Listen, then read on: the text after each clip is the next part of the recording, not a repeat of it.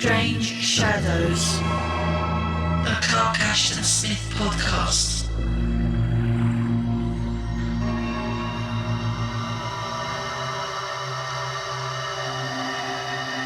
A dismal, fog-dank afternoon was turning into a murky twilight when Theophilus Alvor paused on Brooklyn Bridge to peer down at the dim river with a shudder of sinister surmise. He was wondering how it would feel to cast himself into the chill, turbid waters, and whether he could summon up the necessary courage for an act which, he persuaded himself, was now becoming inevitable, as well as laudable. He felt that he was too weary, sick, and disheartened to go on with the evil dream of existence. Greetings, friends, and welcome, whether you be an acolyte of Sathogua, a devotee of the Singing Flame, or a renegade necromancer. Welcome to Strange Shadows. The voice you just heard was Gavin Chappell of Lovecraftiana magazine, reading the opening paragraph from today's story. I'm Robert Poyton, one of your hosts. And I'm the other one, Tim Mendes. So we're getting into one of the longest stories we've covered so far with this, The Monster of the Prophecy. It's almost a novelette, really, isn't it? Oh, it is. Well, it was to begin with, and the version that we've got is the full novelette. It was 14,000 words. Right. But it's something I'm going to talk about briefly here, because when Farnsworth Wright took it, he asked for like the foreword at the beginning and the whole beginning first chapter part of it to be cut. And they cut about like 1,400, 500 words off it. Right. Quite a substantial cut then. Yeah.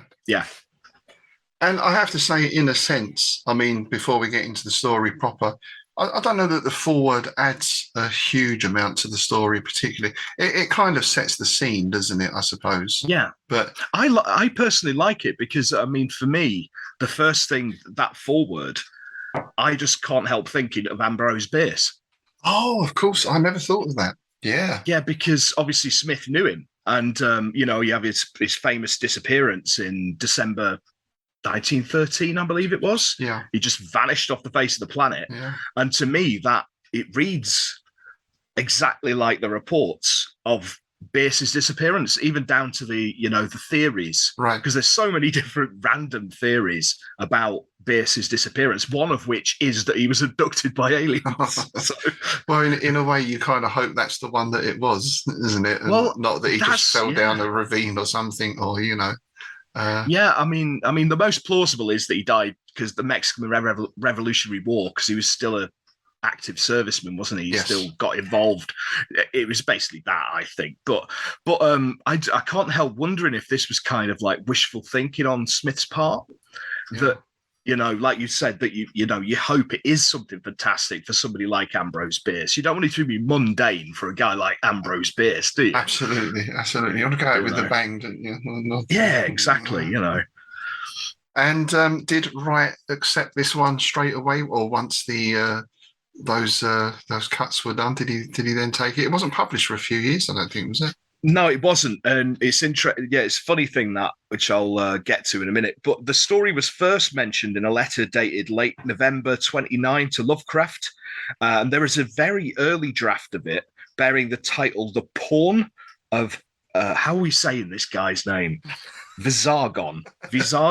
Yeah. I can go for Visagon. I don't know how we. Yeah. But anyway, the Pawn of Visagon, and the finished full-length version, the typescript, was dated December the 3rd, 1929. Right. And he sent it off to Farnsworth Wright, who it was probably the quickest acceptance he'd had, but it was a provisional acceptance. Right, on the proviso that those cuts were made. Yeah. Exactly. And was that a name change in the original one?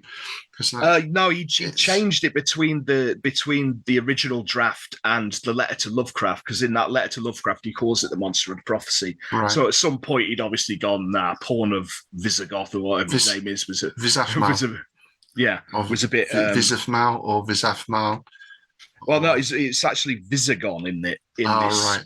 So he's obviously changed the name of the character as well. It's almost like Visigoth, isn't it? No, that's exactly what I just said a second ago. I cocked up and said Visigoth. Yeah. We crowbar a goth reference in every episode. Our listeners will know that. Yeah, it's interesting because Wright accepted the novelette on the provisional basis. This quote: "Provided you speed up the first part of the story seems rather too leisurely up to the point where Antarian and the human depart for Antares." Smith reluctantly complied, eliminated the foreword, much of the atmosphere from the first part of the story. It's estimated that about 1,400 words they were taken out of it. Yeah. He took it with fairly good grace. He was like, fair enough. It is a long story. I'm quite happy to get a story of that length in Weird Tales. Yeah, he actually wrote to Lovecraft. This is from February the 17th, 1930. "I cut down the first chapter of The Monster by 1,500 words, omitting the foreword entirely. All this can be restored if it ever comes out in book form. Wright has offered me $125 for it, a slight increase on his usual rates. He also accepted the resurrection of the rattlesnake." So $125, that's it's going up, isn't it? Yeah, no, that's actually really good, especially considering like the time. I mean, that's quite a hefty chunk of coin. So I guess in that sense, that's why he was happy to put those cuts into it. He was getting a decent rate for it, so swings and roundabouts. Oh yeah, I mean, nothing takes the sting off having to heavily edit your work like a hefty paycheck, does it? My muse be damned, I have gas bills to pay. Oh yeah, no, and basically, Wright featured the story on the cover of January 1932's issue of Weird Tales. I believe it was Smith's first cover. Yeah, he mentioned that in a letter to Lovecraft as well, and along with the expression, like he wasn't quite sure how that cover was going to be expressed because the character is nude for most of the story. I did wonder. Yeah, it's funny. I mean, the aliens can be nude. That doesn't really matter because they've got 5 legs and 3 arms. All the rest. Yeah, 5 legs, 3 arms, and their heads are kind of. You've got 3 eyes, and yeah. I'm sure there'd be a strategically placed vase or something like that in one of those pictures. That was always the one, wasn't it? In them old artwork, old covers, wasn't it? A strategically placed vase or fern or something, An alien fern. Alien fern, yeah. All right. So amongst this multitude of words, I have to say I was consulting the dictionary quite a lot on this one. Yeah. There's quite a few words that were unfamiliar to me. There are some words that I liked and knew already, but there's quite a list of unknown words. What are your favourites? You got some favourites there? Yeah, I've got 3 that I've singled out. Inanition. Inanition. Inanition. Yeah. Yeah. Which is exhaustion through hunger, which I was unfamiliar with. Yeah. One I've heard before, but I'm not sure I knew the full definition of it, which is fulgurent. Oh, yes. I had that down as well.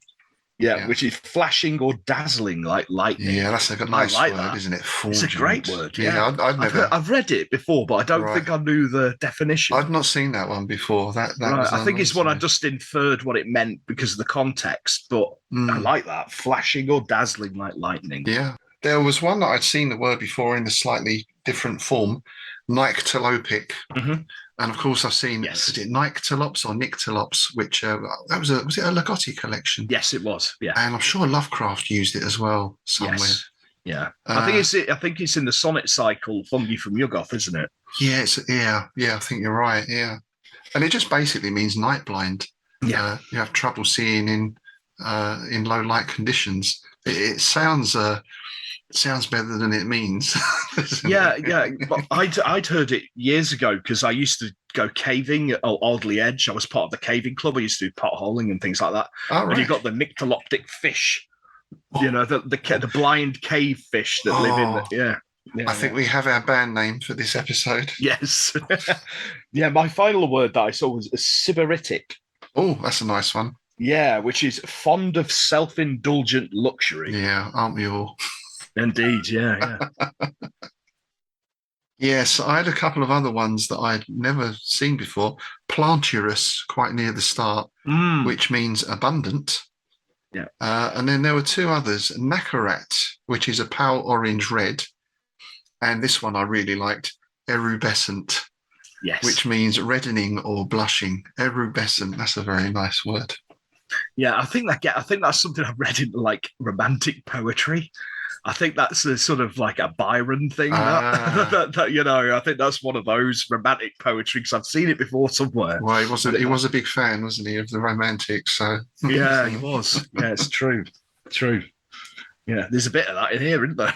Well, it's interplanetary romance, basically, isn't it? Yeah. And I think quite unusually, it has a happy ending, so to speak. It's everything turns out all right in the end, doesn't it? Which is an interesting change, given a lot of the things we've had before about loss and decay. There's not really that many elements of those in this one. No, it's very strange for a Smith story. It's almost upbeat. It's it's interesting, like you're saying about the interplanetary romance, because Ramsey Campbell mentions that in the introduction to the volume that we're using. He says the poet finds fulfillment of an erotic kind whose invention is generally credited to Philip Jose Farmer in The Lovers, but that was more than 2 decades later. So once again, Smith was ahead of his time. That's interesting. That's interesting. I was going to say that, actually. This seems quite an unusual story in that sense. I think we have is what is fairly common at that time, this idea of an Earth person being transported to another planet. I'm thinking of like the John Carter, Edgar Rice Burroughs things. Yeah. And also Robert E. Howard's Almeric, where Esau Khan is transported through this device to the planet Almeric. Oh, yes. So that was sort of in the air, in the ether. But this full union, shall we call it, of man. And this isn't like... it's not like a Star Trek alien, is it? That's funnily enough, I was just about to say it's a bit different from Star Trek, where they were all just humanoid but painted blue. Yeah, ladies with green skin and stuff like that, wasn't it? So just imagine Captain Kirk getting it on one of these chaps. You know he would. You know he would. Oh, he was a bit of a dog, wasn't he? Bit of a lad. Bit of a lad. So, yeah, we start with this foreword, which tells us of the disappearance of an unknown and presumably minor poet, and how this has sort of created a bit of a stir and has led to the publication of his poem, Ode to Antares, in the Contemporary Muse. The praise it elicited from certain influential critics and the unavailing efforts of the editor to find Alvor or to learn what had become of him ended by turning the matter into a 7 days newspaper sensation. So because he left behind this amazing poem that was published and garnered such praise, this has become something of a news story. Yeah, I guess that's where I see the parallels with Bierce, because of the fantastical nature of his stories and his work. The newspapers were quick to basically capitalize on that and go, oh, maybe he's, taken by ghosts or whisked off to another planet.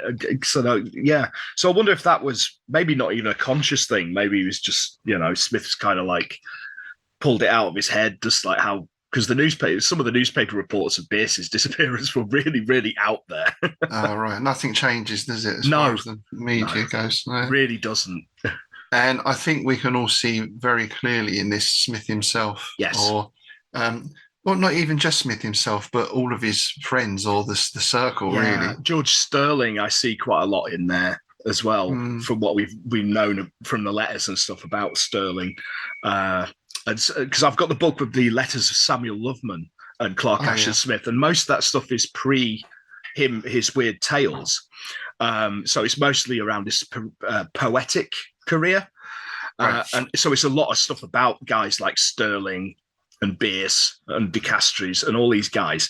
And so I see a lot of that in here because they were all kind of destitute bohemian types. Which I guess is part of the look, isn't it? Part of the lifestyle. But it is the last person to see Alvor was his landlady.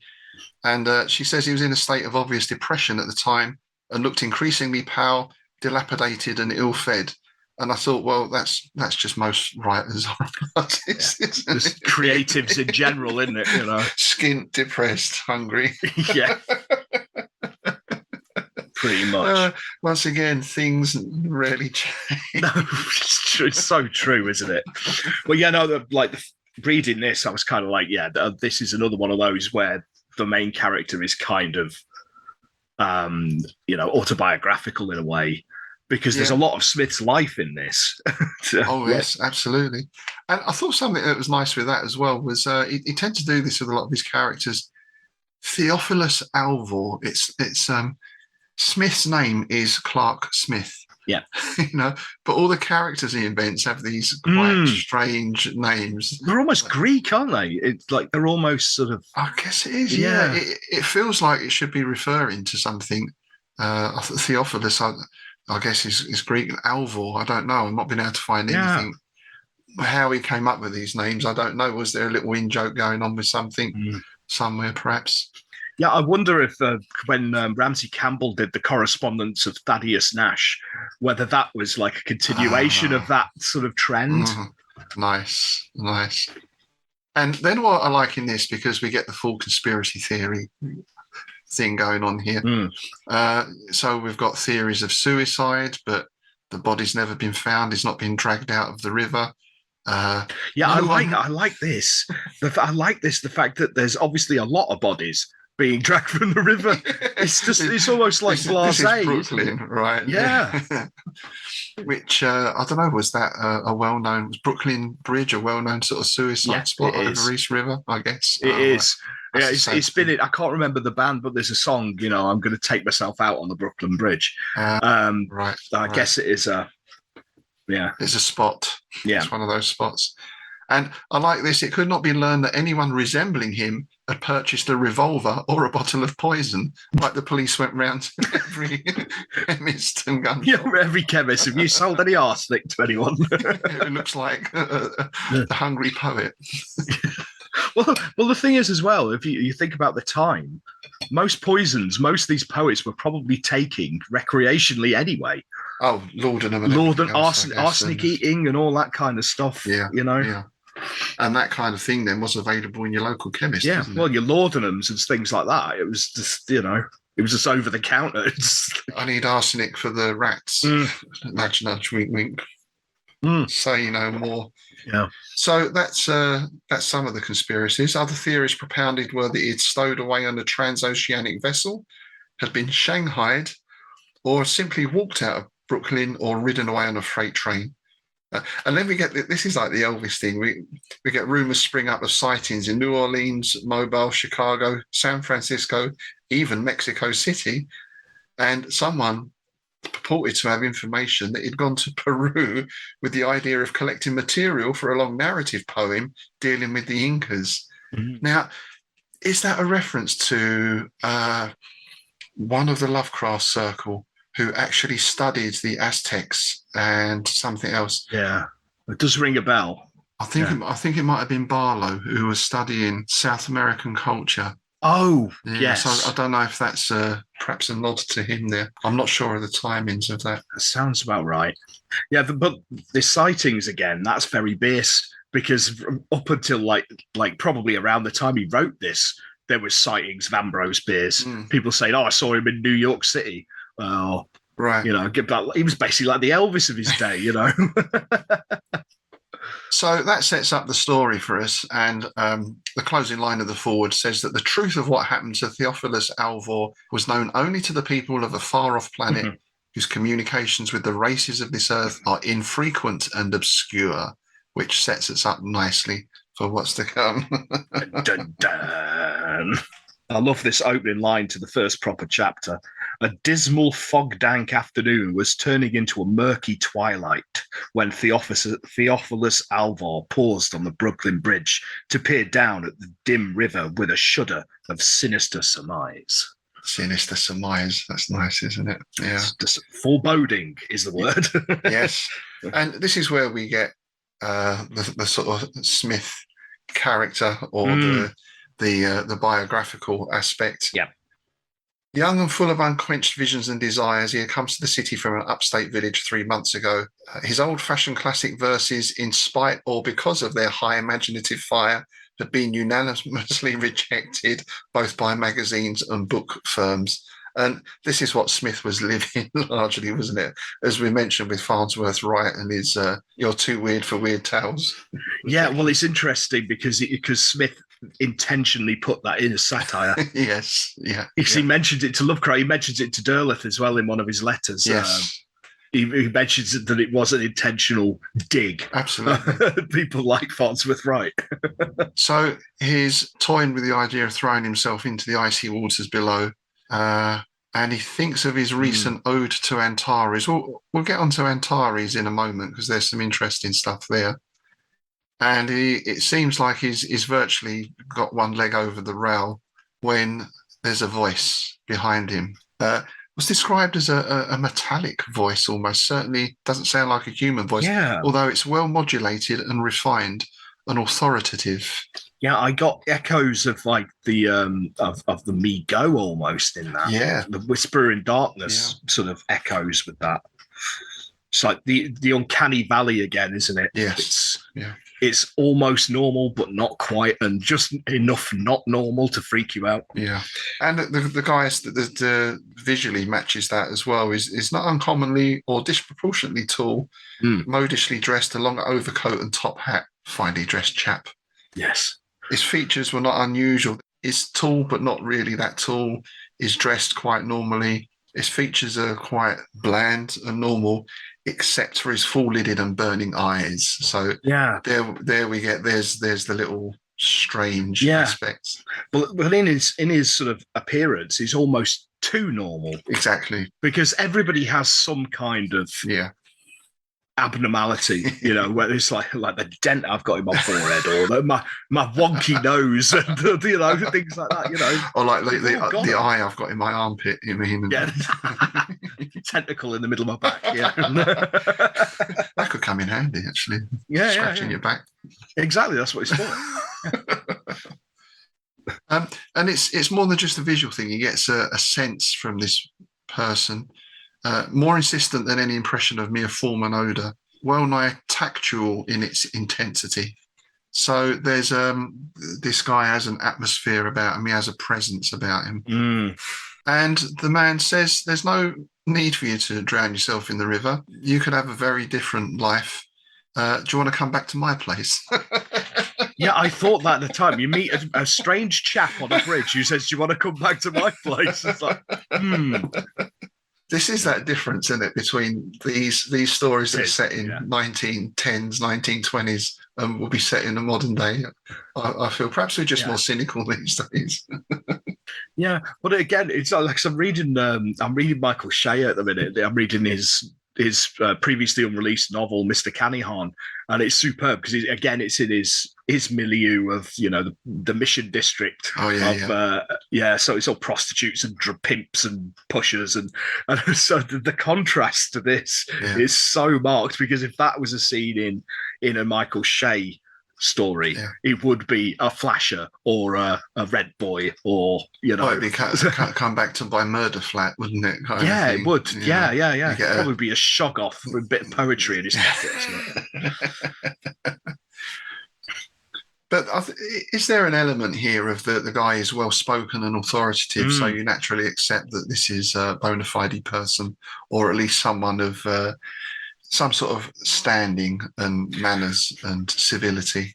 It's not. Well, it mentions that the house is almost aristocratic, doesn't it? Yeah. And I love it. His lines. It's because it is incredibly formal the way this guy speaks, almost like an old gent. I wonder if it's almost an analog of Lovecraft again. Oh, that's a good point. Yeah, I never thought of that. Because he's like, I live here. Will you deign to enter? Yeah. And it's all paneling, carpet, antique furniture, and on one of those libraries again that you imagine Peter Cushing sitting in, kind of thing, isn't it? Yes. It's a Hammer House of Horror librry. It's that. Peter Cushing in his smoking jacket. Yeah. You shall not go out on the moor tonight. Yes. Brilliant. Yes, and he gets a bevy, doesn't he? A Benedictine. Damn. Yes. Yeah. Which revives his spirits somewhat. As it does. Yeah. More than that, he gets fed as well. Will you come to the dining room, he suggested. I know that you are hungry and I've ordered some food for you. I like the way that he gets a takeout from the neighbouring restaurant. That's quite a nice little touch, isn't it? Isn't it just? But then it also implies there's no one to cook, perhaps. There's no there's no staff. Yeah. Which is strange for that kind of property. Like, you'd expect at least a valet. Yeah, someone's going to open the door, aren't they? You would have thought something. Yeah. And in fact, as Alvor eats, his host doesn't really even touch his own food, does he? So I don't know why he ordered it, really. I had little shades of Dracula there. That kind of, where's this going exactly? Yeah, and plates of food, and he's not touching it. It is a common trope in old Hammer horror films again, isn't it? The host, they're all tucking into the food, and the host isn't touching it. You're thinking, is he poisoned this? Is it the neighbour's dog? It's that old War of the Roses thing. It's like the Red Wedding, isn't it? Almost. Yeah.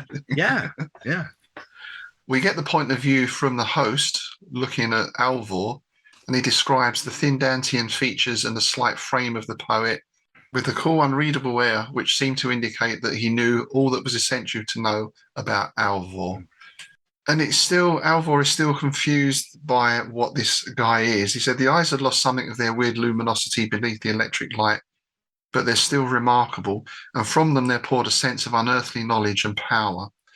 So it's almost like he's under scrutiny. He's being judged, yet this person seems to have foreknowledge of him. And we wonder if this is something to do with the Ode of Antares poem that he wrote. Perhaps that's what grabbed this person's attention initially. Yeah, you get that sort of feel that he's being read, almost like his poem. He's being read. This guy's, So when you learn that he is an extraterrestrial being, you've got to wonder whether they do have some kind of psychic ability. Because Alvor, almost without thinking about it, finds himself repeating the lines from his ode. Star of strange hope, Pharos beyond our desperate mire, Lord of unscalable gulfs, lamp of unknowable life. Nice. And the stranger picks up on this and says, well, your poetic intuitions are groping darkly toward the secret of my identity. Love it. Groping darkly. That's a good one, isn't it? There's a golfs in there as well, which CAS does like his golfs, doesn't he? He does. Yeah, unscalable gulfs, unknowable gulfs, unfathomable gulfs. Yeah, he does. And indeed, his host confirms that he has heard or read or seen of the Ode of Antares. And Alvor asks why, because I gather at this stage it's not actually been published. And there we get the idea, as you said, of the extraterrestrial and the psychic powers. To those who have the sensory apparatus with which to perceive them, thoughts are no less audible than spoken words. I can hear your thoughts. And this is where he introduces himself. Permit me to introduce myself. I'm a man of wealth and taste. Nice. And his name, or his name as it can be, nearly as it can be conveyed in Earth terms, is Visafmal. And he comes from a planet of the far-off mighty sun that is known to you as Antares. And also like this as well, in my own world, I am a scientist, though the more ignorant classes look upon me as a wizard.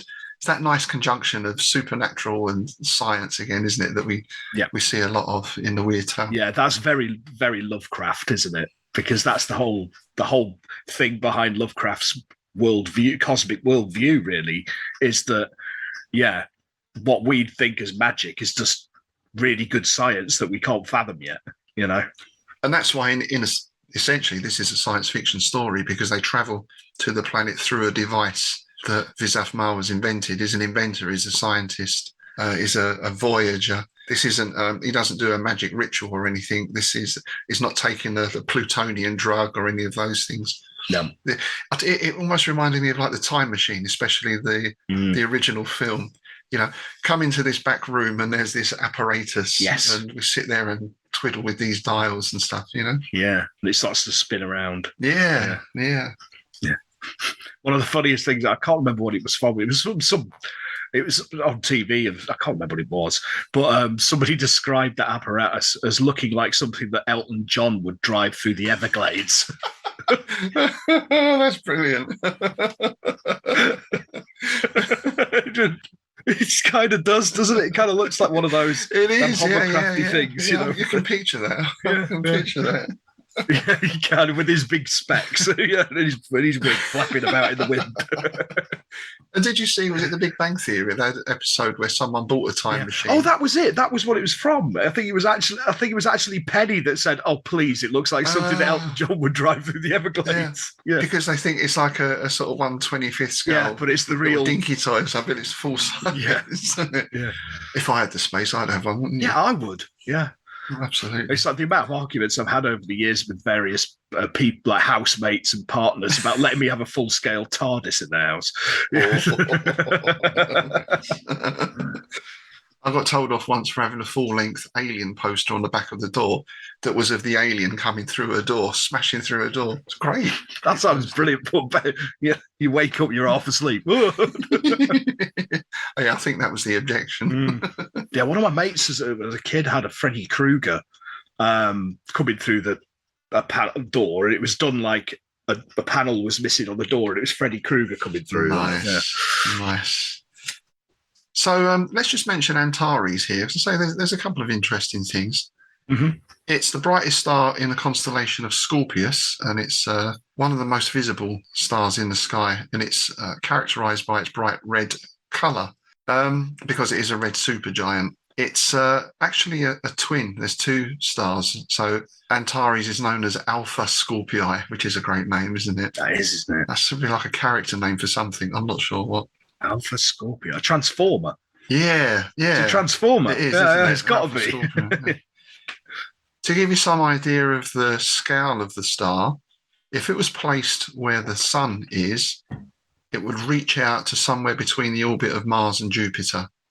Bloody hell. And it's estimated to be at least 10,000 times brighter than the sun. Christ. So when you look at these things, you start getting some idea of that cosmic scale. Exactly, yeah. It makes you feel very, very small. Yeah. The first thing my brain was coming to, what factor would you have to wear? Sunblock. What factor 7,000 or something?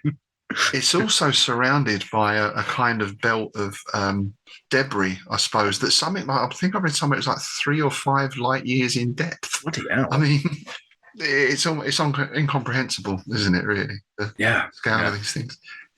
But of course, being such a visible and such a prominent star, it has been part of myth and legend for, well, all the way back to antiquity. The name Antares comes from Anti-Aries. It's a rival to Aries, Aries being Mars, of course, so the connection there with the red colour. The Babylonians called it the breast of the scorpion. Oh, I like that. That's a nice name. That's another band name right there, isn't it? It is, yeah. In ancient Egypt, it was represented by the scorpion goddess Serket, who was something of a protector and was also the patron of healers and magicians, interestingly enough. Oh, I never knew that. Yeah, that's interesting.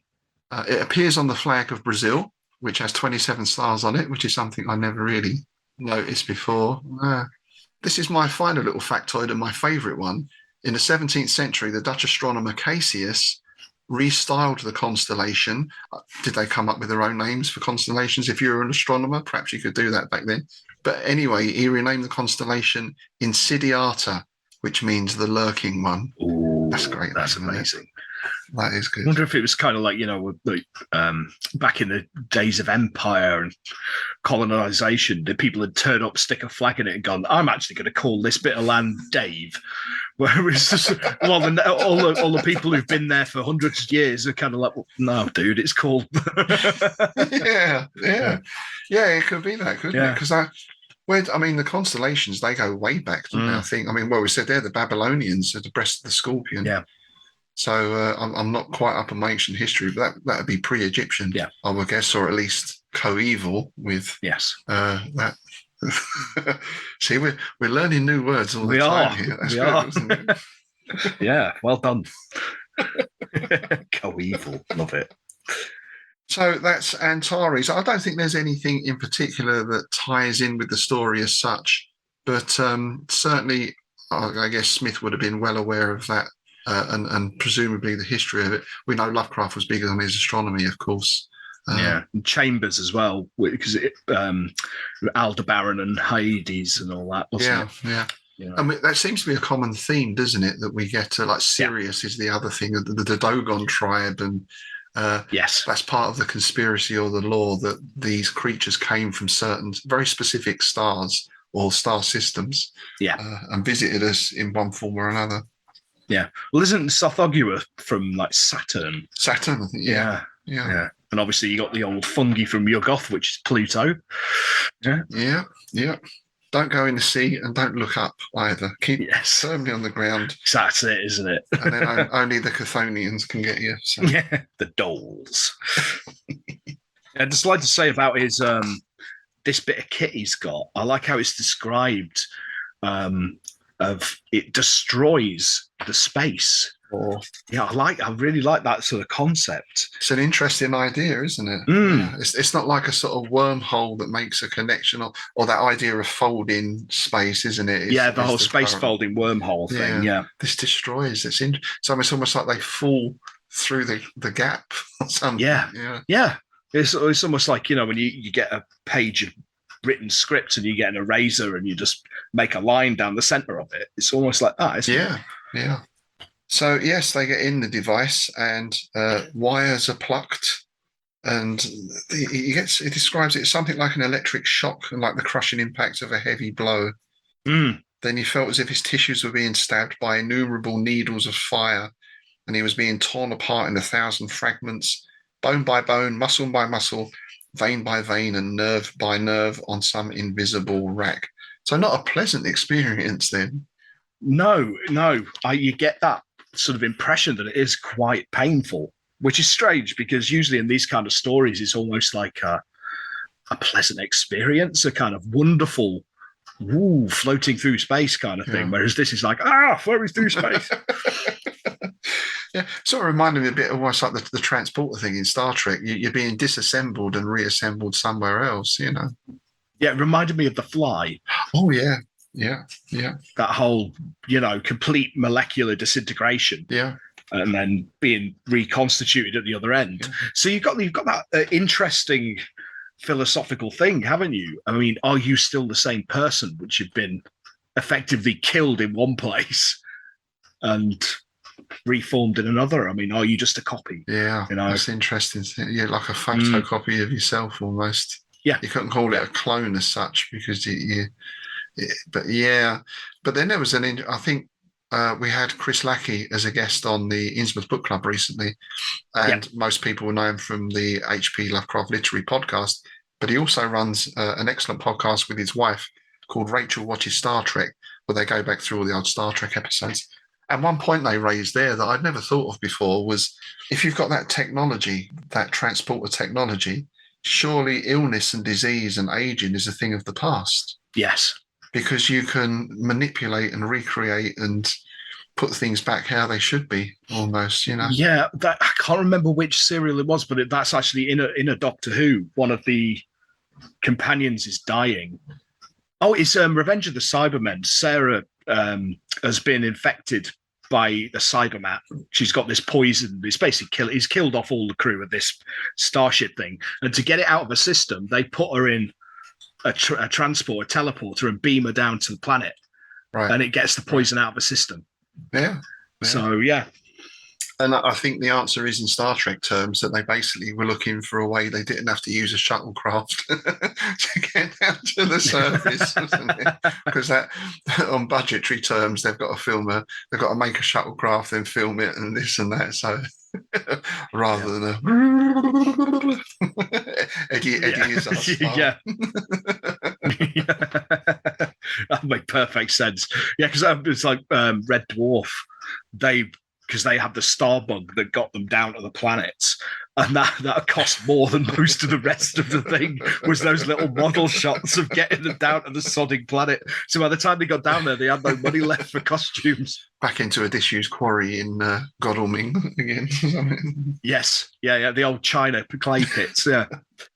Yeah. So Alvor finally sort of comes round, and he's lying at the bottom of a shoreless and boundless night. Nice. But he becomes aware of this unidentifiable odor, which is some way the sense of ardent warmth. It's strange. You get that other world, because the odor changed incessantly, as if it were composed of many diverse ingredients, each of which predominated in turn. So yeah, you got the things like myrrh-like and mystic, as if an antique altar. So yeah, it's really sort of doubling down on the fact he's not in Kansas anymore, you know. Yeah. And what I liked about this section was how we get the senses. He doesn't just wake up all at once. He presumably still got his eyes shut, so we get the smells. Yeah. Then we get the tactile sensation of being on a couch or something. Yep. And then we get the light. It's this gradual awakening, almost like new senses are awakening in this strange environment. Yeah. It's very strange. And again, it's what Smith is really good at, that sort of sense of complete dislocation from the norm. I'm surprised that Wright actually accepted this as readily as he did. I guess it's because it is a science fiction story as opposed to a fantasy story. But a lot of the descriptions here are very similar to the descriptions you get in his more fantastical stuff, like Vaults of Yobombis and all that kind of thing. Yeah. Or even those things. What's the one where the thief goes through the garden? Is it the Maze of Muld's Web, or those kind of stories with the fantastic plants and that? It's that kind of sense, isn't it, as well? It is, yeah. So this is when he fully wakes up. He's on a couch, and this is where he discovers that he's completely and utterly stark naked. Well, yeah, he is. It's got there's a yellow sort of strategically based cloth. Yeah. Which is a nice little touch on the part of the aliens, I suppose, to spare his modesty. We get a lot of the colours here as well, which is really nice. And yellow seemed to be a bit of a predominant one. I know we've got grey and purple for the couch, but we've got the yellow cloth. There's yellow metals. The dome is entirely of yellow. I just wondered if there was almost like a colour theme going on there for some reason. It's bright. It's not sinister. No. It's not purpureal. But also yellow is often associated with decadence. Oh, yes, of course. Yeah. I mean, a yellow as a colour, it's used, especially in the Victorian literature, it was used to convey decadence. Yeah. And you get that with this, that he's in this very plush, it's all pillars and pagodas and geometric marquetry of ovals, rhomboids, and equilaterals. It's all very decorative and plush. Yeah, it's not like a functional sort of laboratory, is it? You think, he comes through in like the typical alien abduction thing. You're on a sort of a couch in some sort of lab or something like that. Like Shadow Out of Time, it's all just stark, functional. Yeah, this is like you say, it's very decorated, and there are these vapors, the myrrh-like odor. Coming from a squat tripod from which poured an opalescent vapor. So again, that's a sense of decoration, isn't it, really? And you also get that hint of ceremony, which comes more into it. You get like, especially when he starts talking about prophecies and all the different religions and factions. Yeah. You get like, because in the earlier chapter, you kind of think, oh, is this just a purely scientific society? Because he's a scientist, but then you've got the whole thing of like, well, the less enlightened call me a wizard. And it seems to play that up a lot, the tensions between the rational and the superstitious or the religious. Yeah. We should also have mentioned as well that previously his host has revealed himself in his true form. Yes. This being was more than 7 feet in height and had no less than 5 intricately jointed arms and 3 legs that were equally elaborate. His head on a long swan-like neck was equipped not only with visual, auditory, nasal, and oral organs of unfamiliar types, but had several appendages whose use was not readily to be determined. What I like about this is really alien. Again, and you can understand it in the budget of the time when you see the 50s films, or even up into the 80s, really. Oh, yeah, it was a man in a rubber mask, wasn't it? Yeah, of course. Yeah. 2 arms, 2 legs, bloke in a suit. I can't think, I suppose with the multiple arms, I can think like the Mars Adventures. I can't remember the names of the creatures that did they have like 4 arms or something? Not 4 arms. Yes. 4 candles. 4 candles. Yeah. Had 4 arms on 4 arms.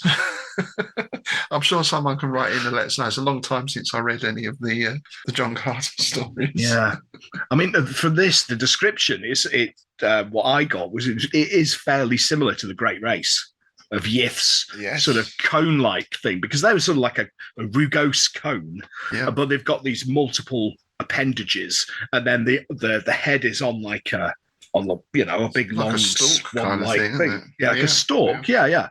And it is that you get that colour again, which, and again, that's the Migo thing where the brain changes colour, almost like the squid or tentacle. Mm-hmm. And it's described as an intellectually shapen head, which I suppose, what's that sort of high cranium kind of, it's not brutish, I suppose. Not beetle-browed kind of. Yeah. And above that towers a gorgeous comb of crimson, not dissimilar in form to the crest on the helmet of a Grecian warrior. This guy's rocking his look, isn't he? Yeah, he's got a do on. He's got a proper do on him. When I was reading it, I expected him to say like the comb of a rooster. Yeah, it's that kind of almost, isn't it? It's or a cockatiel maybe. Well, Lara showed me something the other day. It was a little video. It's albino peacock. Ooh. So the feathers are totally white. So it's like a big white peacock. And then he did the spread, and the feathers in the towel were like a shimmering blue. It's quite incredible. Oh, wow. If I can find a link to it, I'll put it up. And it was like, you got it. Yeah, he's got it. I mean, if I had that, that's how I'd walk into every room. Yeah, just walk in and go, boom. Yeah. How to make an entrance. Yeah. So he's quite used to seeing this, and he. Well, I suppose it did affect him a bit. We had a bit of a sort of sand-roll moment when he first sees that. He had the sensation of standing on the rim of prodigious gulfs. Obviously, this is somewhat of a shock to see this, but he seems to adjust to it all very quickly. Yeah. Perhaps because he's a poet. Yeah.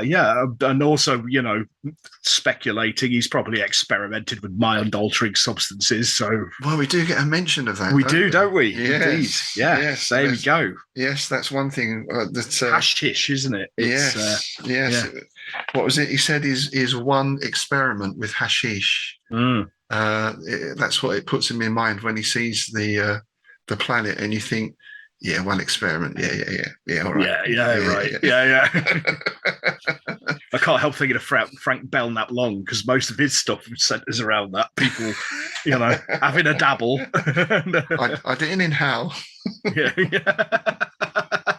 That was David Cameron, wasn't it? And was it Clinton as well, or something? Yeah, or a few of them, wasn't it? Yeah. I didn't inhale. Shut up. Come on.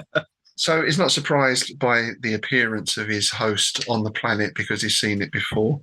But obviously, it is on a totally alien planet, and we get some lovely descriptions here as well. Some very typical Smithian, rich, vivid descriptions. And the city that they're in, or the town that they're in, it seems to be sort of bridges and towers, oval pools, meandering streams of a dark water with irrisated glints. And again, it's all very decorative. There's gardens and columns. It's not like it's not a city in the traditional sense of what we might think of. I'm thinking of something like almost like Lothlorien or something like that, Yeah, it's not brutalist, is it? It's not like concrete tower blocks. And again, you get all these geometric designs. Yeah. It's all geometric diamonds and squares and triangles. Yeah. So, it's all kind of pretty. really, which is only, again, it's unusual for Smith because usually it's all falling to bits and covered in moss and lichen.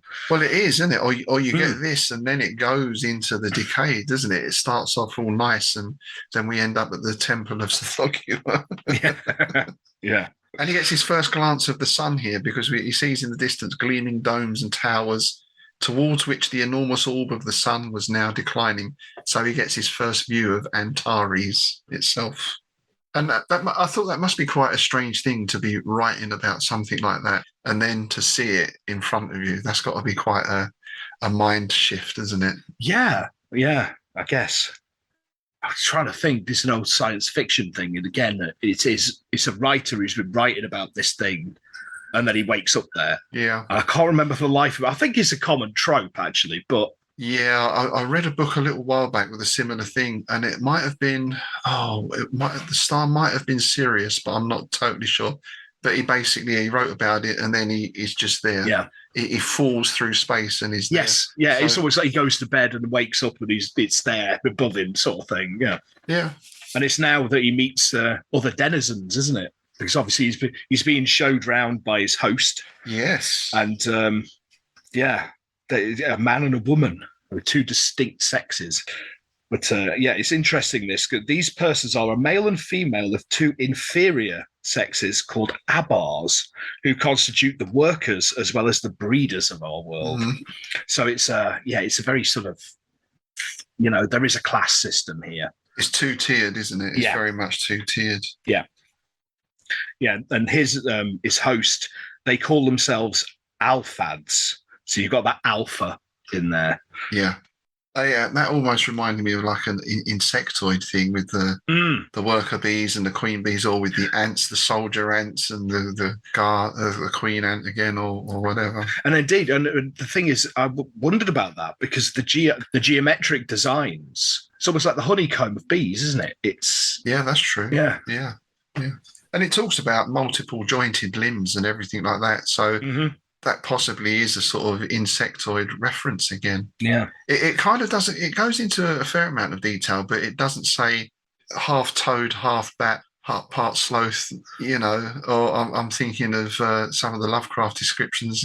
It's like a buzzard crossed with a bat, crossed with it doesn't reference anything earthly, does it? No, it's not got that sort of chimera aspect that you get a lot of in Lovecraft. Yeah, it's interesting because it goes on to explain that the alphads, while they're sort of like the pinnacle of the society kind of thing, but they're sterile. Yeah. It's almost like they're like a chosen elite almost, but chosen through natural selection, which is a very interesting concept. And again, it is like insects. It's that kind of thing. It's hive society almost. It is, and it's there's a sort of touch of eugenics here. This is a little unpleasant bit in a way, because we're told that the abars are slaves in effect. Yeah, and we supervise their breeding so that the due proportion of abars and alphads may be maintained, and the character of progeny is determined by the ejection of certain serums at the time of conceiving. Yeah, it's almost a bit like the Joy Division of the Nazis, isn't it? It has that unpleasant element. Yeah, it is an echo of that, Yeah, the master race kind of thing. Yeah. But the reason I laughed from that was just that at the time of conceiving, you got to stick a needle in your partner's arse. Jaxie. Yeah. Somewhat spoils the moment. Brace yourself, darling. You'll only feel a little prick. There you go. Had to be done. There you go. Yeah, it did. We always have to descend to the gut. Smith takes us to the stars, but we'll always bring it back to the gutter. Definitely. But then we get this is the Smithian bit, right? We ourselves, though sterile, are capable of what you call love, and our amorous delights are more complex than yours in their nature. Why? I bet they are. All them limbs, Well, yeah, your mind starts working, doesn't it? Well, this is something I wanted to bring up, actually, because Lovecraft was a big fan of this. Like in his letters, he sort of gushed over it. Yeah, probably not the right word to say. But, I mean, it's so unlike what Lovecraft does in terms of, like, because there is quite a lot of, implied rumpy-pumpy in this. Oh, yeah. And, like, eroticism. Yeah. Whereas Lovecraft stuff was so just not. Well, dry, isn't it? It was just completely asexual. There was no, it was a very sterile universe. Yeah, not even just in a sexual way, but in a emotional way, really. Apart from fear, I can't think that anyone ever says in Lovecraft, "I love you," or "Hey, you're my buddy," or no. There's very little emotion in that sense in it. But that's not what he was about, I guess, isn't it? No, yeah. So then we get here the sort of heart of the plot. Really, we get a history of the planet. Yeah, and this is very well detailed. I mean, this goes on for a few pages, but at the heart of it is this idea of prophecy, and there is no shortage of prophecies in the mythology of these people. In fact, it's described as a veritable eruption, a universal plague of prophets who turn themselves the voices of the gods. Because we learn that this is something of a theocracy almost, this place. It's the priests of the religion, and we'll come to the name of the god S in a short time. Indeed, yes.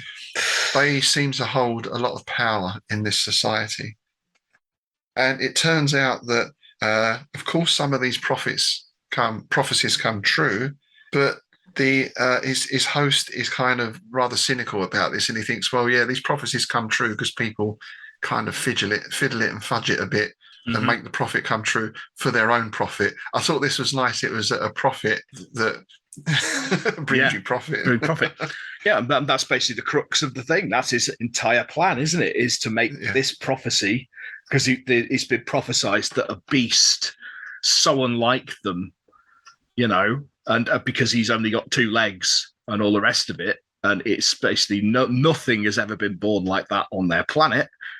He is to them a beast, a monster. Yeah. He is the monster of the prophecy. Indeed, yeah. It's a nice turnaround from, you read the monster of the prophecy and you think, I don't know, a dragon's going to turn up in Comorium or something, or that kind of thing almost, isn't it? Yeah, or like Naka's going to come out of Mount Vormithadreth and, Yeah. But what I liked about this was Visafmal is a wizard, is a scientist, is a interstellar traveller. He's on the make just like anyone else. Yeah. He's basically a snake oil salesman, isn't he? He's Del Boy. He's Del Boy. He's a wheeler dealer. Yeah. So, the plan is that the poet is presented as the monster of the prophecy, which means that the person, or Visafmal, who presented him, then becomes ruler of the place, the king. The king. Which is how it turns out. Yep. Yeah, so we have, basically they do this and, he becomes king. And then as it goes on, he starts to take him around all the different lands, doesn't he? Yeah, I like this because he talks about taking him around the provinces. So, because actually seeing the monster is obviously lends in more authority and credence to the prophecy. And I thought this advanced society doesn't have the television or internet. Yeah. But it reminded me of what they used to do with criminals before they were taken to Newgate or wherever, or to Tyburn to swing, right? They'd take them round the villages on the cart, wouldn't they? And basically go, this is the bugger who killed all them cattle. Right. So they could see, and it would basically placate the populace to see justice is being done. Yeah, because I mean, it's true, isn't it? It's one thing to see it, and even now we can see stuff, and obviously things are far more easily faked these days. Yeah. Like back in the day, P.T. Barnum, famous. It's the mermaid, which is a mermaid, a monkey and a fish kind of sewn together very badly, isn't it? So this is an old trope, I guess. Yes, the freak show, isn't it? Really? Yeah. Well, that's exactly what it was, and they were traveling things like that. The freak shows back then. Yeah, and that's basically what he becomes, isn't it? And Visafmal explains that to him. He says, "Look, you're going to have a lovely life here. You're not going to want for anything, but you're always going to be the outsider," which I thought is a nice, little nod. You're always going to be the freak, and you're always going to be thought of as a monster, basically. Yes, yeah. And that's basically what happens, isn't it? Because it all starts to unravel now. Yes, it's all going so well for a while, isn't he? And he does have a life of luxury. He learns the language and manages to get a grip on that. He saw Visafmal every day. I think to his credit, Visafmal treats him very well. There's no he is being kind of exploited in a way, but he's not stuck in a cage, is he? You know? No. Yeah, he has a fairly decent life, but then, as we said, these different theocracies, you've got, the people who adherents of the cosmic mother. Do you want to say her name there? Right. Okay. So I'm going to spell this out. If anyone hasn't read this story and how he got away with this, I don't know. I don't know how Farnsworth Wright sort of missed this. Well, it's interesting just before you say it, because Ramsey Campbell mentions this in the introduction. Remarkably, the name of the cosmic mother, which one might have thought unprintable in 1931, Farnsworth Wright didn't have a problem with. It's very strange. So here is the spelling of the name of the goddess who is the main deity of the Inquisition and the Grand Inquisitor, into whose hands our protagonist falls. So it is spelt Cunthamaosi.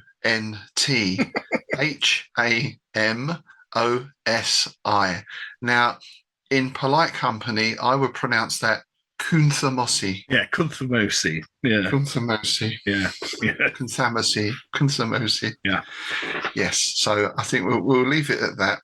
Well, the thing is, that's got to have been a joke, because we know from history, Clark Asher Smith did it a lot, where the Mount Vormithadreth, right, which is the mountain where the Vormi come from, Vormi's address with a lisp, Vormithadreth. Ah, right. Yeah. Well, he was so into his meaning of words that nothing's by accident, is it here? No, he's got to have been having a laugh. He probably put it in and went, yeah, and he's never going to go for that. That's going to be redacted. Yeah. So basically, his appearance sparks this religious outrage, and there's a mob storms the palace. And I like this little bit. Vizafmel himself was standing before the open framework of the space annihilator, which had now been installed beside his couch. And there's a nice little touch here that reminded me of something. Vizafmel has the royal rod in his hands and is levelling the crimson head at the foremost of the invading Abars. You see my raised eyebrow? There we go again. Yeah.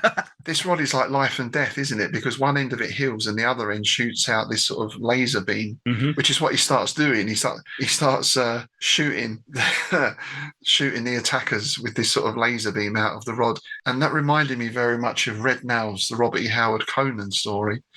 At the climax of that story, I think it's Tolkamek is the name of the character, comes up from the crypts below, and he has this magical crystal rod that he starts firing like a laser beam. And there's this tense scene where he's trying to shoot Conan with it, Yeah. Kind of science fiction-y, kind of fantasy, kind of... Reminded me of Skeletor.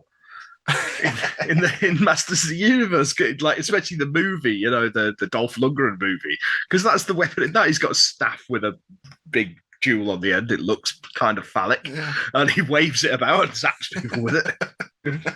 And I like the Vizafmal just says, "Oh well, I'm going to jump on my machine and FO." And yeah, I love that. He just does one. He just doesn't matter. And actually, we'll come to that at the end, because there was talk of a sequel, but we'll mention that at the end. Yeah. So Alvor is left to his fate, and the mob grab him and bind him viciously with cords made from the intestines of a dragon-like animal, and is carried away along streets that are lined by a staring and gibbering mob, and is put into the hands of the Inquisition of the Cosmic Mother. I love the fact that it says here that the palace was filled with ingenious and grotesque implements of torture, and the very walls were hung to the ceiling with contrivances that would have put Torquemada to shame. Now you're talking to heavy duty bondage kit here. Yes, we're getting into it now, aren't we? Yeah. And he's put on trial, but of course he doesn't really know what's going on. And of course he's found guilty Well, basically, the whole thing is that he's a blasphemy. Yeah. Basically, because the cosmic mother is supposed to have given birth to everybody. Yes. She didn't give birth to him, so he's a blasphemy. So he's kind of screwed, isn't he? There's no real defense to that, is there? No, and he's presumed that he's found guilty. Well, he's certainly not let go, is he? No. He's instead we get a nice sort of little dungeon scene here, isn't it? He's led away through endless corridors and down a stairway that seemed to descend into the bowels of Satabor. I like that they were luminous with a self-emitted light that resembled the phosphorescence of decaying matter in tombs and catacombs. Smith can't resist putting in a little bit of sort of charnel phosphorescence in there, can he? He can't, can he? Yeah. So he's taken down into these vaults, and he can hear moans and shrieks. It's like all good sort of torture dungeons. There's the moans of the tortured drifting through the corridors. And is taken into a chamber that has an abyss whose bottom was not discernible, yawned in the centre of the floor with this sort of windlass apparatus next to it. And they tie the rope around his ankles and lower him down headfirst into the gulf. Yes. Which is bad enough, but it gets worse. A lot worse, yeah. It's interesting because Ramsey Campbell describes this as Freudian. Actually, yes. Now that you mention it. Yeah, exactly. Sort of a reverse. Yes. Yeah. I never thought of that until you mentioned it. No. Well, it's been like, because I always go back once I've read them when I'm doing the research and go through letters and stuff. I always go to the introduction because Campbell covers each story. So he's basically just got like a few lines of basically his thoughts about them, and they're usually quite insightful. So. Yeah. So it's descending into this gulf, into pitch black, and obviously it's the terrible discomfort of his position was increased by sensations of an ulterior origin. He felt that he was passing through a kind of hairy material with numberless filaments that clung to his head and body, and limbs like minute tentacles, whose contact gave rise to an immediate itching. He's sort of being lowered into this hairy pit. Yeah, exactly. But this reminded me, do you know cacti that have them hairs that are so thin that if they get into your skin, they can basically drive you mad? Yeah. And the other thing it reminded me of was when I lived in London, we had a small tree at the bottom of the garden. I remember going out, I can't remember what time of year it was now, but it was absolutely covered in caterpillars. I mean, just... I don't know if it's a swarm of caterpillars is the right word, but it was a mass. The tree was a writhing mass, and they were those ones with the long hairs sticking out. Yes. And you knew that if you touch those, you get that terrible itching. Yeah. It was quite a Lovecraftian moment, actually. It really was like the tree was alive with these writhing things. Well, early in the spring, we went for a walk down here, and it was like down a hill, and it was really steep, and it went down to a valley and then all the way up the other side. But all the way up the other side, there was these trees along each side, and they were all just covered in these caterpillars that you're talking about. Wow.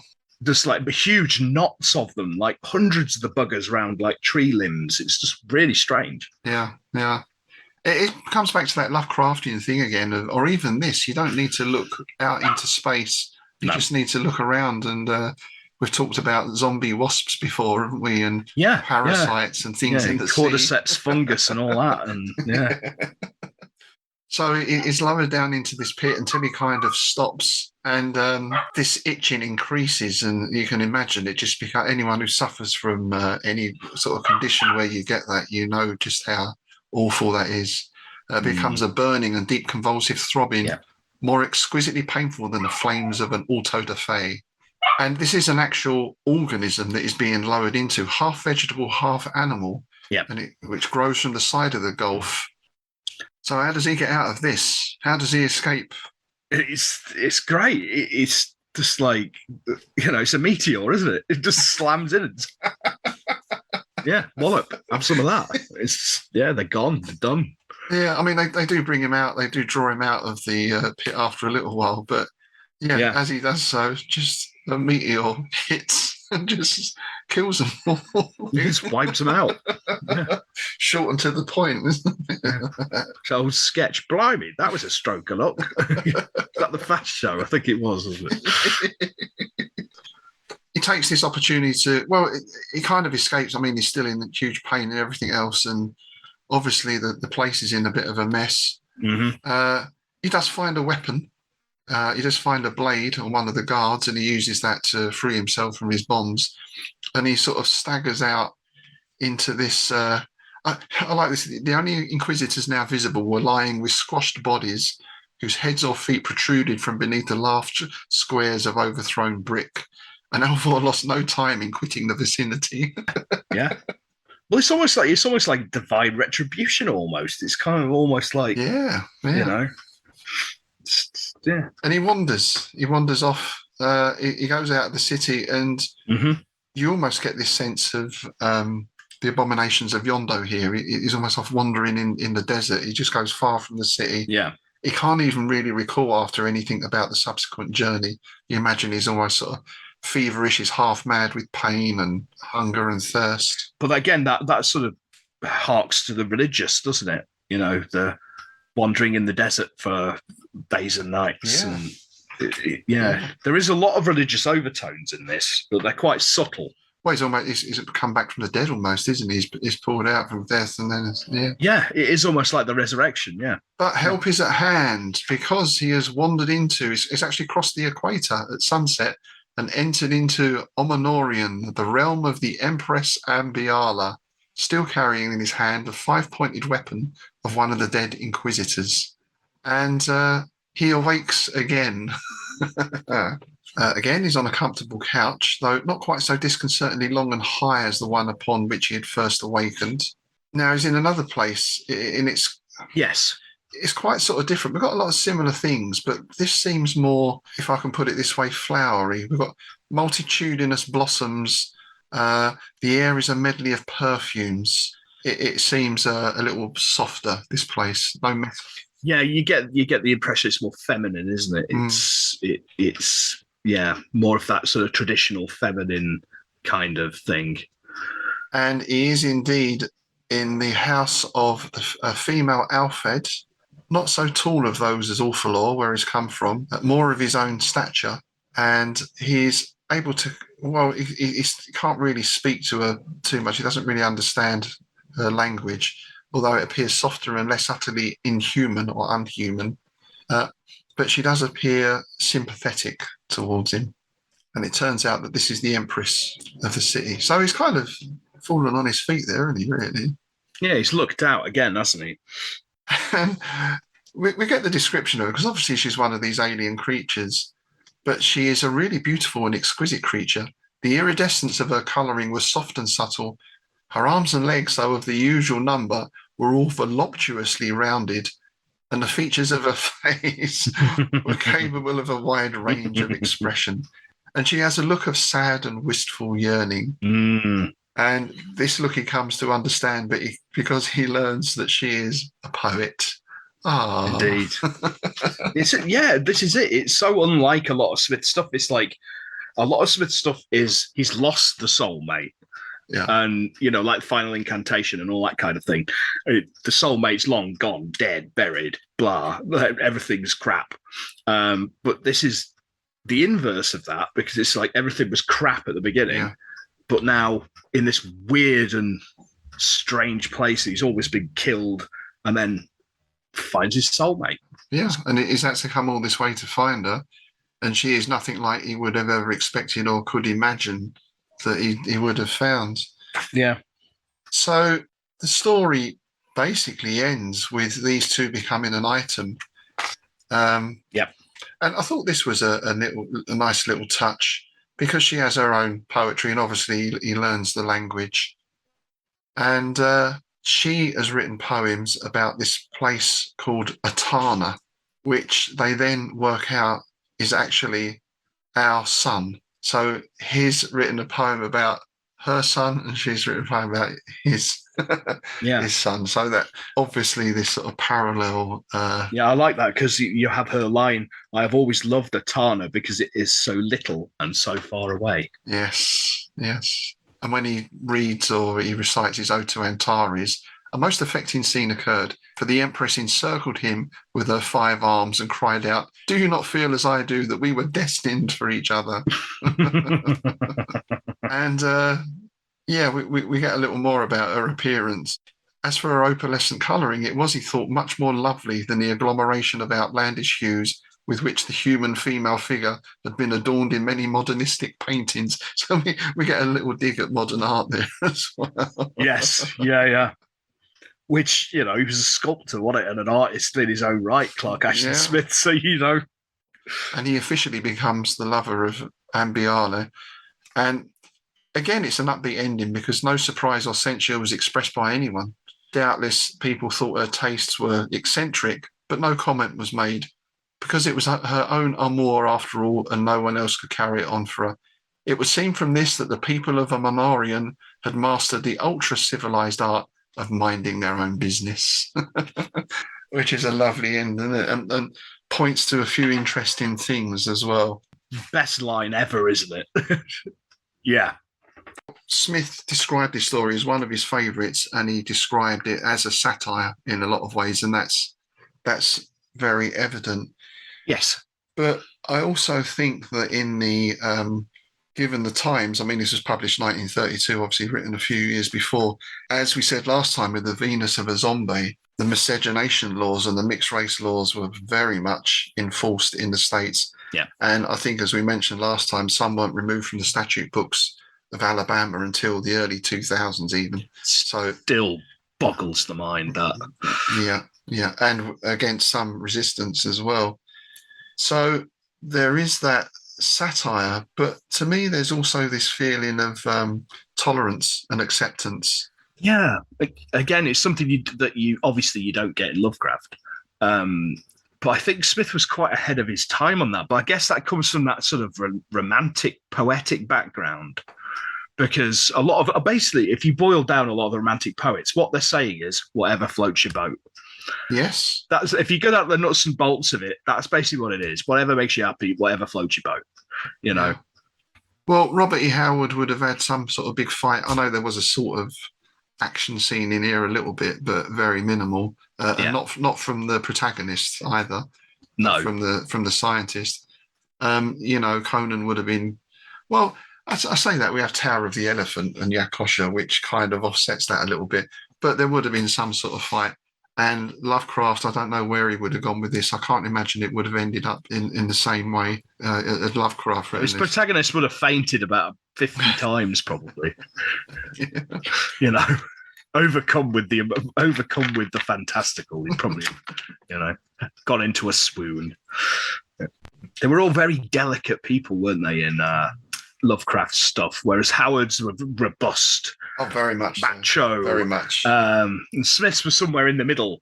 They were sort of more, intellectual, but not quite as sort of fey almost. Yeah. You must get the feeling with Lovecraft it was partly because their view of reality had been shattered and they were all quite sort of scholarly types, a bit like M.R. James. I don't believe all that nonsense. Oh my God, what is that? It's like a double blow. Yeah. Whereas, you feel with the Howardian figures, the sight of that prompts them into chopping it into pieces. Yeah, it's almost it gives more anger and revulsion than fear and sort of So we've got the three things there, haven't we? We've got that fear from Lovecraft of the outside or the foreign or the different. Yeah. We've got a sort of anger with Howard. Is it something to be challenged? Yeah. And with Smith, you wrap your arms around it, and then Smith, yes, yeah, take it to bed, yeah. Three quite interesting life views. Yeah, definitely. Yeah, fight it, fear it, fuck it. Oh, that kiss, marry, kill, isn't it? Or all three in some places. Yeah. I mean, Smith confirms this himself because he says this is a letter to Lovecraft in December the 10th, 1929. I finished The Monster of the Prophecy and have mailed it to Farnsworth Wright. I'm mailing you a carbon of it which can be returned at leisure. I think you will like certain portions at any rate. It struck me on rereading the thing that I had consciously or unconsciously satirized pretty nearly everything. even science and the pseudo-scientific type of yarn now prevalent are made a josh of in the first chapter. But of course, the profoundest satire is that which is directed at intolerance of all kinds.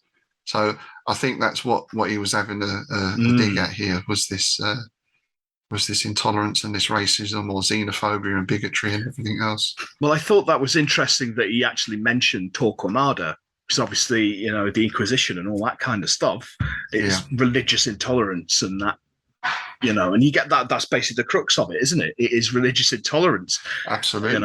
You know? Yeah. And he did also mention, this is to Lovecraft on April the 23rd, 1930. I shall certainly write another tale about Visafmal, the Antarian scientist in The Monster of the Prophecy.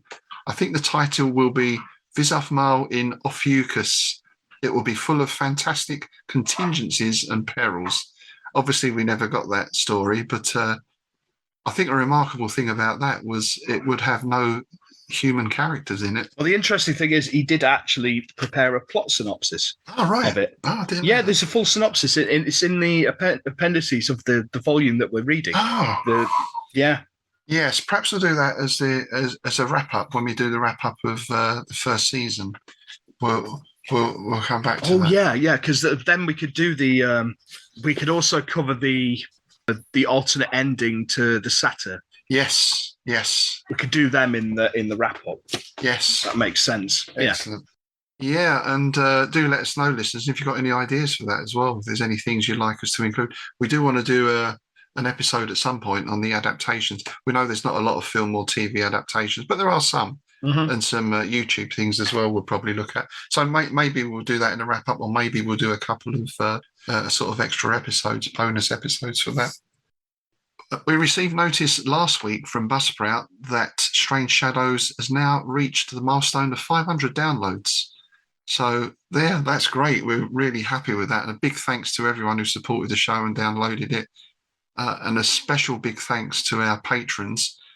As a little reward for our patrons, you know, we put out bonus episodes, but we are just in the process of releasing a book called Innsmouth Essays, which is a collection of essays from Innsmouth News. So we're going to be sending out a free PDF copy of that to all our patrons. And to those of you on the higher tiers, we'll send you an actual copy of the book as well, just as thanks for supporting the show. Yeah, and if you want to sign up as a patron, it's on the Patron site. If you sign up to Strange Shadows, you will also get access to the bonus content for the Innsmouth Book Club podcast, as well as a copy of Innsmouth News, which is monthly, isn't it? It is. Yeah. The September one should be out in about a week or so. We're just working on that now. Yeah, and in terms of the bonus content, we did an episode on letters, didn't we, with Clark Ashton Smith? Yes. We just recently put out your reading of The Conqueror Worm as well. Indeed, yeah. Oh, you did a great job on the music and the visuals. I thought that was really cool. Yeah, I really enjoyed that. Yeah, that footage was from the abandoned church down in Devon. I did wonder. I thought I'd seen it before. Yeah, Buckfastleigh Church, just by Buckfast Abbey. Amazing place. And speaking of patrons, we'd like to welcome our latest patron, Benjamin Slade. Thanks very much for joining up. And we'd also just like to mention that we've had patrons writing in, or listeners in general writing in as well, getting in touch through our various outlets. And we've had a message on the Patreon page from Brett Kramer. And we were talking about reoccurring characters a little while ago and the lack of them in Smith. And Brett says, Smith did have a few recurring characters in his stories. The first that comes to mind is Philip Hastane, who appears in The Hunters from Beyond, The City of the Singing Flame, and The Devotee of Evil, and there may be others. Thanks for that, Brett. Yep, certainly true. And we're looking forward to getting to those stories. Our good old friend Ben Crawford said on YouTube, Stamprazeros, excellent. One of my top Smith favourites. Thanks very much, Ben. And if you do want to come on as a guest sometime, then you're most welcome. We'll get in touch with you about that. Yeah, definitely. Always fun. I've also been talking to Mark Griffin, and he said, Strange Shadows has done wonders of educating me on Clark Ashton Smith. I appreciated his writing, but his stories never resonated before. Thanks for that, Mark. Mark is one of the presenters of a podcast called 30 Minutes with H.P. Lovecraft, which is oh, excellent. Yeah, it's a great show. I never knew about it before, actually. No, I'm not familiar. I need to check that out. Yeah, so we'll get a link up for that. Speaking of online stuff, our friend Ralph Grasso has also set up a new Clark Ashton Smith Facebook group, so we'll get the link up to that as well. Indeed. And as well, the other Facebook group, Empire of Dreams, we'll put a link up to that. That's a good group. I think that was set up by Scott Connors, who is one of the editors of the books that we're actually working from. Yeah, and they're fantastic volumes. So yeah, if you're out there and you're listening, get a copy and read along. Yes, absolutely. There's 5 volumes in the set, and yeah, I mean, it's everything, all the stories of Smith, which is a rare thing. It's difficult to find. You can go try and find the old Panther books, and I know there's the Chaosium ones, but to get the full editions plus all the notes and everything else, it's a really great collection. Yeah, especially like with this story, there were several different versions, and this is the full restored definitive version of it. Yeah, because the version that Smith included in his short story collection was also not quite as edited as Farnsworth Wright's version, but it was still edited. Well, that's incredible work, just to be able to find all these original transcripts and copies and everything else. It's yeah, because there is so many different hands. Yeah, it's like reading through the notes at the back. You don't realise how much effort has gone into this, like sourcing these manuscripts. It must have taken a phenomenal amount of time to put it all together, really. Absolutely. And you think quite often now, like I think with Tolkien or something, everything's going to be held by the family, isn't it? They'll have most of this. I mean, obviously there'll be letters, but the core of the work is going to be in one place. Where, as we know, we read earlier, Lovecraft sends this manuscript and Smith sends that one, and there's stuff all over the place. It's the same with Howard to some extent. So who knows? There might still be undiscovered gems out there. That'd be a nice. You never know. Yeah. Okay, thanks very much for listening, folks. We hope you've enjoyed that story. That's quite a long one today, but that's the longest story we've covered so far. And in fact, next time it's going to be an almost equally long story, I think. Yes, it is. Yeah. And that's the Metamorphosis of the World, which I've not read before. I have, but it's a long time ago. It's it's a good one because it's basically a disaster story, isn't it? Is it sort of climate change, isn't it? From what I gather, so possibly quite topical as well. We'll have to see if we can get. Especially considering all the weird ass storms and stuff we've been having the last week over here. I don't know if you've been having it where you are, but it's been bonkers down here the last few days. Yeah, and then you got like lightning and stuff out to sea, and then nothing, and then it brightens up again, and then you got more lightning and torrential. Is it fulgurent? Yeah. Oh yes. Nice. I want to give you some homework, listeners, and I want you to let us know how you get on. I wanted to see if you can slip Smithian words into everyday use, and let us know if you do and the circumstances. That would be very interesting to hear. Well, no, because we've both been doing it in stories that we've written recently. Because I've spotted you've done it, and I know I've done it. We've got the Smith bug. Yeah, this is it. The 5-legged bug. The 5-legged bug. Nice. All right, thanks again for listening, folks. I hope you can join us next time. It's goodbye from me, Rob Python. And it's goodbye from me, Tim Mendes.